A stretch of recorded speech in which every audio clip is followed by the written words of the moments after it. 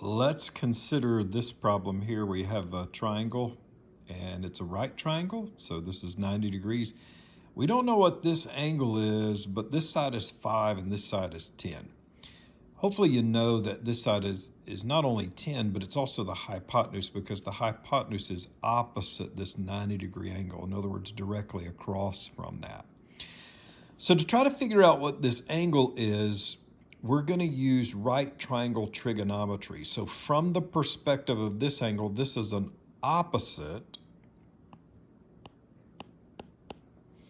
and the 10 is a hypotenuse. So we're going to think about that. Which trig function that we know of uses the opposite of the hypotenuse? Well, if you know the different trig functions, you know that the sine of an angle equals the opposite over the hypotenuse. So we know we're going to use the sine function here because it uses those two sides. So the sine equals the opposite over the hypotenuse. So the opposite is 5 and the hypotenuse is 10. So I'm going to write this. I'm going to write the sine of x equals 5 over 10.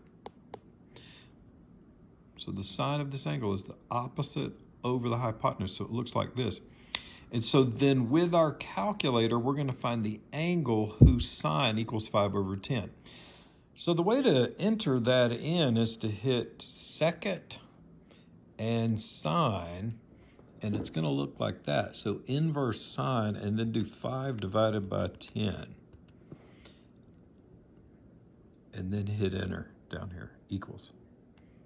And you'll see that it's 30 degrees. So the angle whose sine equals 5 over 10 is 30 degrees. So the sine of 30 degrees is 5 over 10, or a half.